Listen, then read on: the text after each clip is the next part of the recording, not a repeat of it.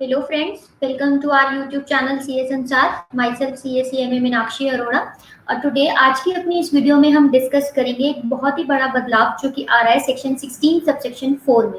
जी हाँ, ये अमेंडमेंट आ सकती है 1 जुलाई 2020 से। और ये क्या अमेंडमेंट है हमारी? एक्चुअली जो हमारी 40th जीएसटी काउंसिल की मीटिंग हुई थी उसमें ये इन्फॉर्मेशन दी गई थी कि जो भी फाइनेंस एक्ट 2020 यानी कि जो बजट आया था उसके थ्रू जीएसटी के अंदर जो भी अमेंडमेंट्स की गई हैं उनके सभी प्रोविजंस को जो है नोटिफाई किया जाएगा 30 जून से, यानी कि वो एप्लीकेबल हो सकते हैं, इफेक्ट में आ सकते हैं 1 जुलाई 2020 से। और ये सेक्शन 16 सब सेक्शन 4 जो है वो हमारा फाइनेंस एक्ट 2020 के सेक्शन 120 के थ्रू अमेंड किया गया है। और ये जो है हमारे लिए बहुत ही इंपॉर्टेंट जो है अमेंडमेंट लेकर आया है, जिससे कि हमें बहुत बड़ा रिलीफ मिलेगा। तो आइए देखते हैं ये क्या है।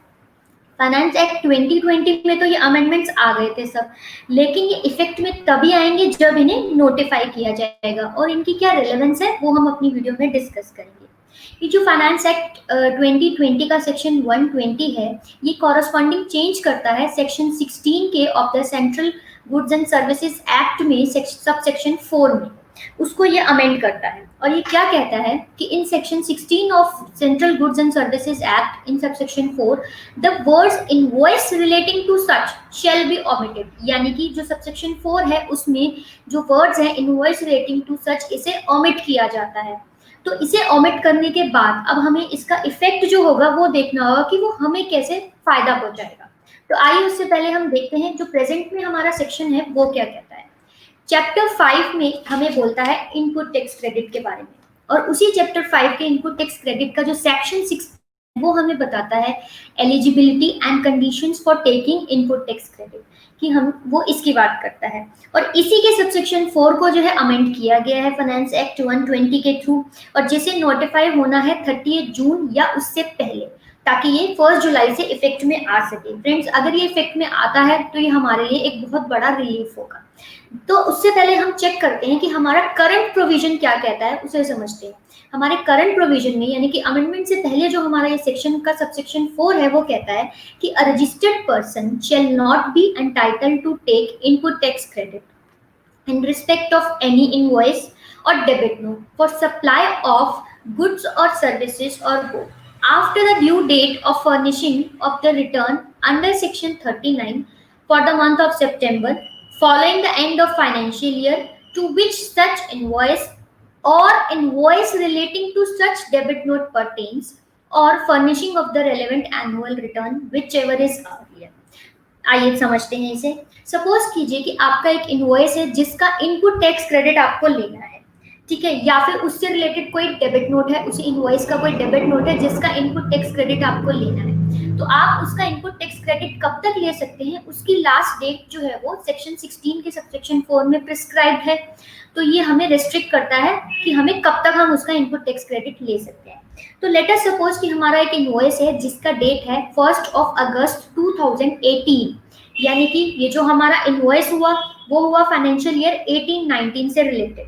तो अब इनवॉइस का जो इनपुट टैक्स क्रेडिट है वो आप कब तक ले सकते हैं, मैं करंट प्रोविजन की बात कर रही हूँ। पहले करंट प्रोविजन में हम इसका जो इनपुट टैक्स क्रेडिट है वो ले सकते हैं अगले साल तक ले सकते हैं। अगले साल के इनवॉइस में उसका जो सितंबर महीने की आप रिटर्न देखेंगे तब तक की जो ड्यू डेट है, सितंबर मंथ की रिटर्न की जो ड्यू डेट आती है तब तक आप इसे ले सकते हैं। यानी कि अगर ये जो मेरा इनवॉइस 18-19 का था, 18-19 के बाद जब 19-20 आएगा तो उसमें आपको चेक करना है कि सितंबर 2019 की ड्यू डेट क्या है 3B की, तब तक आपको इसका इनपुट टैक्स क्रेडिट ले लेना है।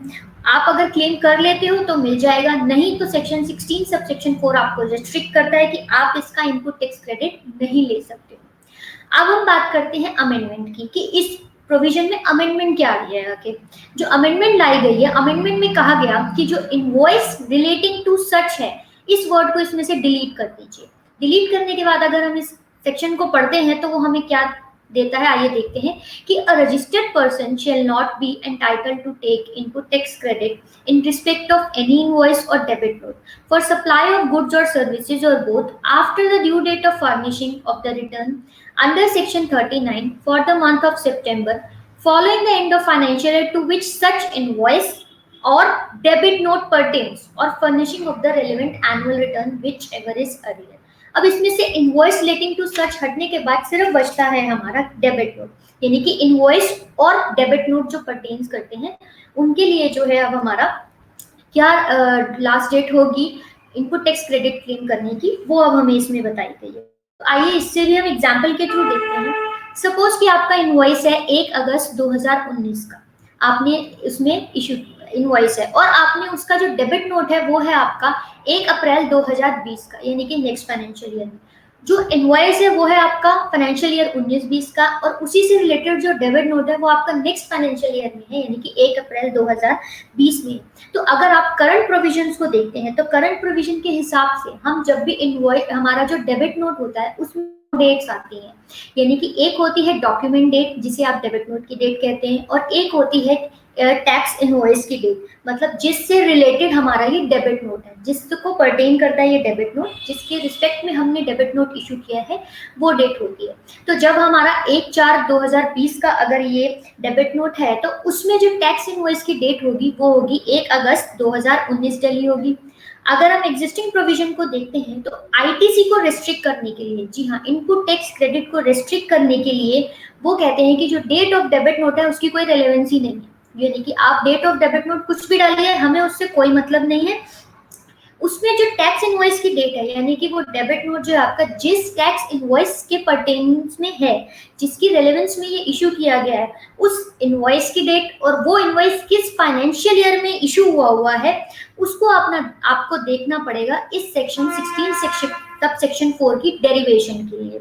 यानी कि अगर हम अपनी करंट सिचुएशन में देखें तो हमारा जो इनपुट टैक्स क्रेडिट है वो अगर हमने सितंबर में हमारा बनाया होता डेबिट नोट या अक्टूबर में बनाया होता तो हमें अब इसका जो है आईटीसी वो नहीं मिल सकता था एज पर करंट प्रोविजन।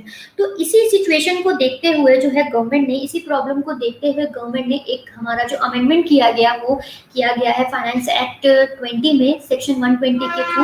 वहां पे क्या कहा जाता है कि अब आपकी जो डेट ऑफ डेबिट नोट है उसी को रेलेवेंट माना जाएगा, यानी कि जब ये सेक्शन हमारा इफेक्ट में आ जाएगा तब से जो हमारी डेट ऑफ डेबिट नोट है उसे रेलेवेंट में माना जाएगा। अब आपको ये देखना होगा कि आपका डेबिट नोट किस फाइनेंशियल ईयर में इशू हुआ है और उसी फाइनेंशियल ईयर के रिस्पेक्ट में हम जो है अपना टाइम पीरियड चेक करेंगे। तो अब हमारा जो डेबिट नोट है, ये हमारे केस में मैंने जो एग्जांपल लिया है उसमें 1 अप्रैल 2020 को मैंने ये डेबिट नोट इशू किया है।